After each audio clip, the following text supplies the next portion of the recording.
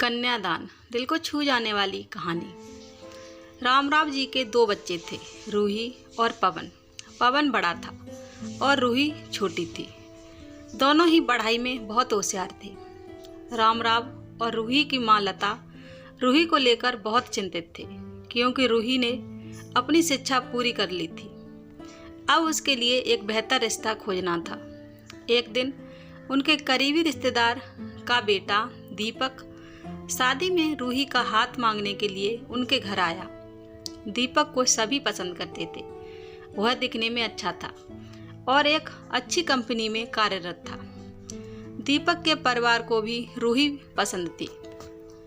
फिर इन सब के बाद शादी की तारीख तय हो गई और पवन भैया और रामराव शादी की सारी तैयारियां कर रहे थे, क्योंकि शादी नज़दीक थी। सारी तैयारियां हो गईं। शादी का दिन भी आ गया। पवन रूही का हाथ पकड़कर मंडप में ले आया। रूही सुंदर गुड़िया सी दिख रही थी। सुंदर नाक, आंखें, रंगोरा, लंबी लंबी चोटी। रूही देखने में बेहद खूबसूरत थी। पवन रूही को मंडप में ले आया और पंडित ने रूही को कन्यादान के लिए हाथ आगे करने को कहा और उसका हाथ कांपने लगा। जिस पिता ने इस हाथ को पकड़कर दुनिया में चलना सिखाया, वही आज उसका हाथ किसी और पुरुष के हाथ में देने जा रहे थे। अपनी उस बेटी के बिना अपना बाकी का जीवन बिताना, ये विचार ही उनके लिए काफी कष्टदायक था। पिता ने उसका हाथ पकड़ लिया और उसके होने वाले पति ने नीचे से उसके हाथ को सहारा दिया। कन्यादान की रस्म शुरू हुई। हाथों से पानी की एक एक बूंद गिरने के साथ पिता की आंखों से भी बूंद बूंद आंसू गिर रहे थे।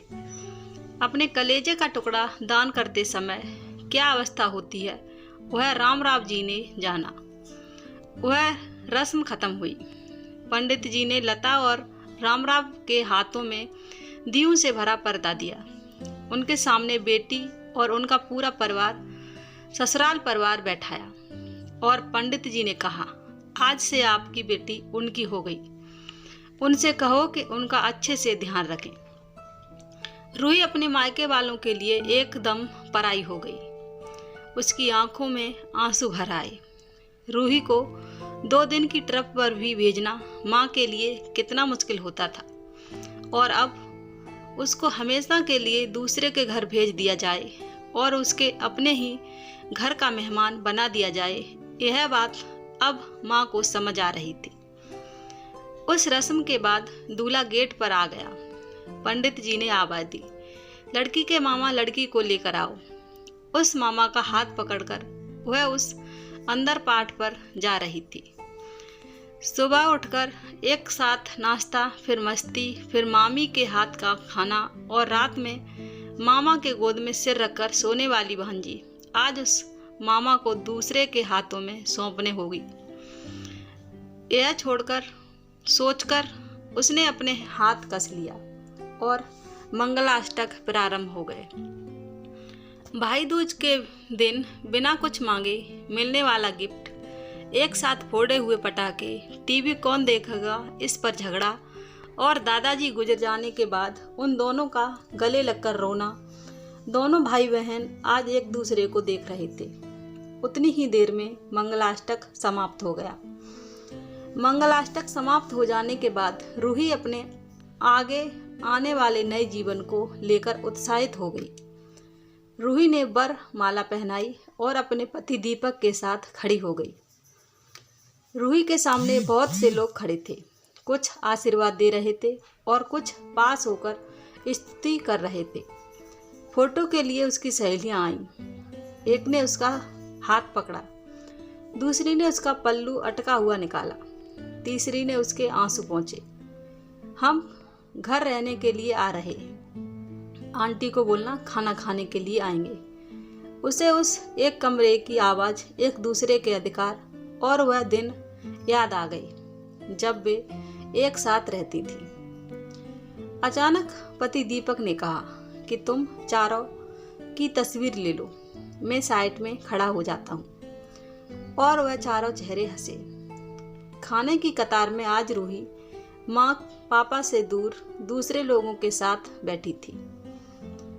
खाना खाने के बाद पंडित जी ने गौरी हार की पूजा करने के लिए बुलाया। रूही ने वहाँ मन से पूजा की। माँ ने रूही की झोली भर दी और अनीता आंटी ने कहा कि आप पीछे मुड़ना मत। रूही अचानक चौंक गई। वह आगे बढ़ने लगी। इतने सालों से बच्चे की तरह पाले हुए उस चाचा का बांध टूट गया।